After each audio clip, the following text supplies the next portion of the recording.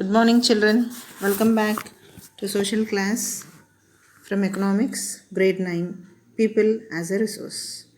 This is Sridevi from Thalapadmavati International School, Warangal. Today, we are going to learn about the economic activities by men and women. In this subtopic, we are going to see the different economic activities done by both men and women. Based on the topic, we are going to see about the organized and unorganized sectors and different sources of work, etc. So let us discuss about the topic economic activities by men and women from economics. What are the economic activities done by men and women in our society? Generally to say, they are broadly divided into three. They are primary sector, secondary sector, tertiary sector, which is also called as service sector.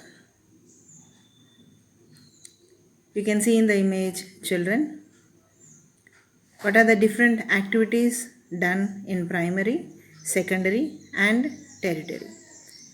Let us go deep into primary sector. Under primary sector, we have different activities like fishing, farming and mining. Under secondary sector, which is also called as manufacturing, we can see car factories, breweries, flour mills, etc. And the tertiary sector, which is also called as service sector, we can see banking, retail shops, restaurants, etc. So under primary sector, we have agriculture, forestry, fisheries, mining and quarrying. In agriculture, in primary sector, agriculture is the source where 80% of the Indians are dependent. These all under primary sector are the basic industries which are the starting point for which any product can be started in the primary sector. So here, primary sector is a basic source for the production where most of the goods come out from the step of primary sector where we produce exactly. And now the next is, yes, you can see in the primary sector the agricultural methods, growing of fruits, where these all produced and sent into the market. There the stage starts where it is completely dependent on agriculture sources. Now the next is secondary sector. Here manufacturing of all the basic products is called as secondary sector. Here industries, factories fall under the category of secondary sector. Like you can see mining and manufacturing of car and all, which gives an idea about the secondary sector, which comes under industries. You can see the power plants where the cotton is produced is a primary sector and cloth is produced is a secondary sector. This would be a best example for your better understanding. So these all follows with secondary sector. Then comes with tertiary sector. Now let us know about the tertiary sector, which can be also called as service sector. What is this service sector? Like trade, tourism, transport, communication, restaurants, banking, IT sectors, and many more. All such comes under tertiary sector, where it is completely based on service oriented work, which is called as tertiary sector. So now let me tell you, there are three main economic activities called as primary sector, tertiary sector and secondary sector. So we generally see people doing any of these categories of works. We also have people who are not coming under any of these three categories. Example, already we heard about Sakal and Vilas, where Sakal father was an employee, where he works and earns income, and mother is a housewife, where she does the household works and looks after the children. Whereas Vilas, he was the son of his mother, and mother is the only source where she can earn the money, where Vilas lost his father in his young age. So here Sakal's father is supporting the family, but in Vilas' case, we can see only Vilas or else his mother is the only support. So Sakal father was working in primary sector, but mother is not working any economic work. Her service is only for her family, as she would not get any amount paid.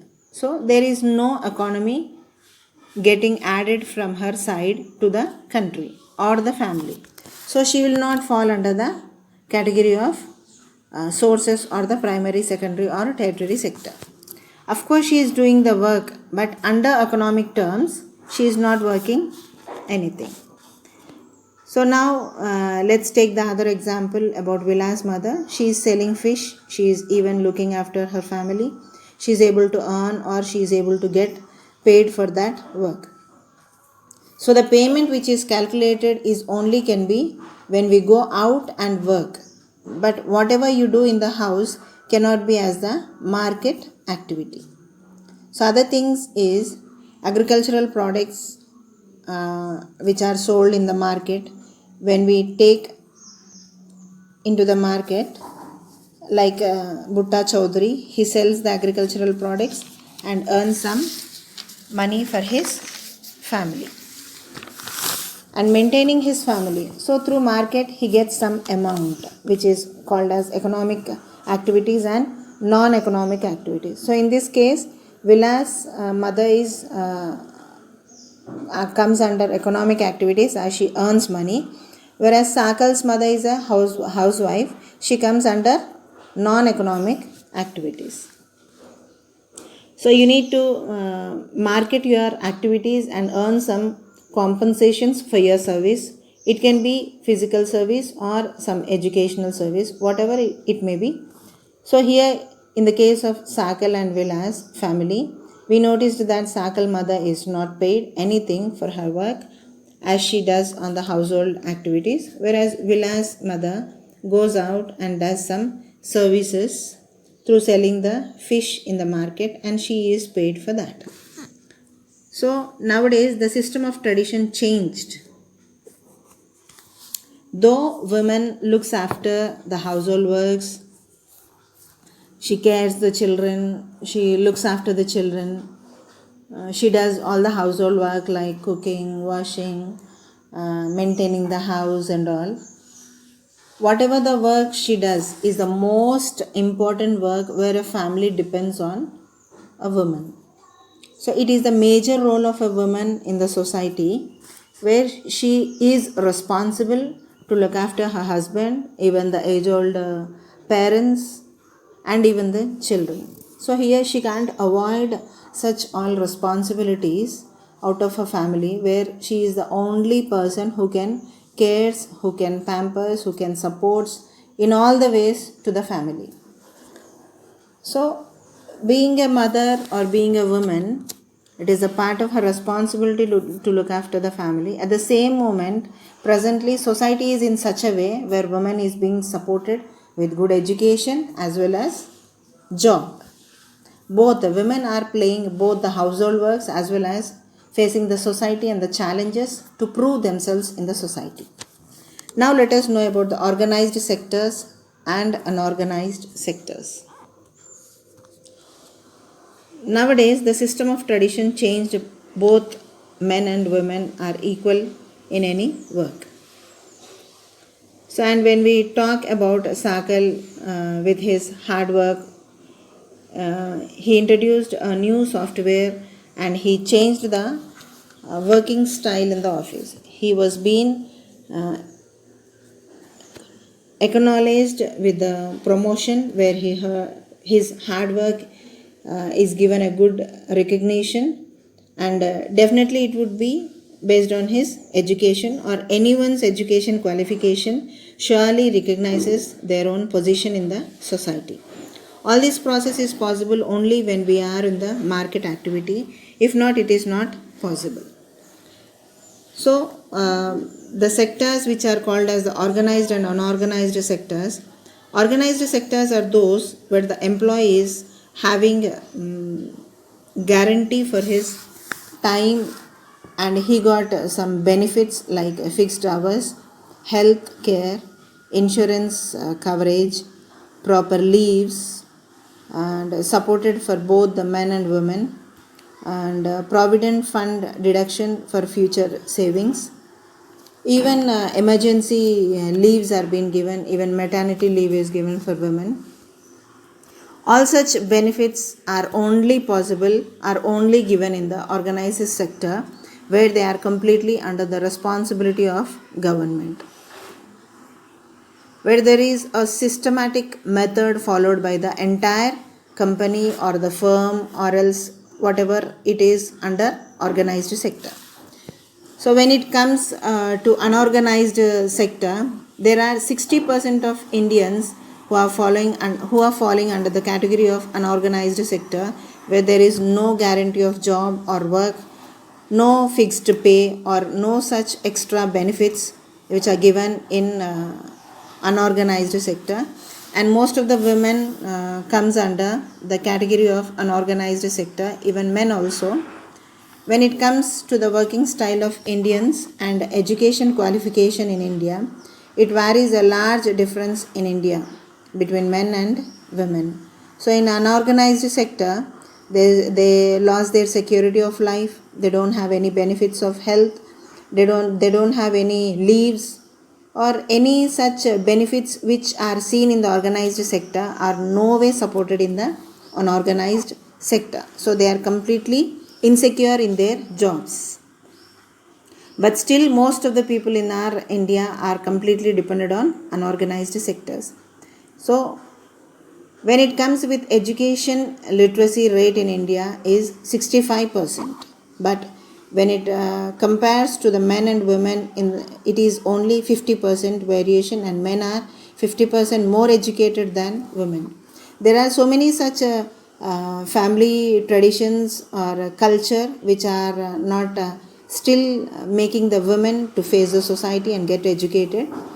But presently the society and the culture or the tradition changed, where women are being supported and are encouraged to face the society and the challenges, to improve themselves and to make over themselves to face the country in every situations. So here women are paid less salaries due to their less education qualification, but nowadays everyone are trying to get job in organized sectors. Even women are also facing the competitions to get the job in organized sectors and in every field of the market with a very high qualifications in their education.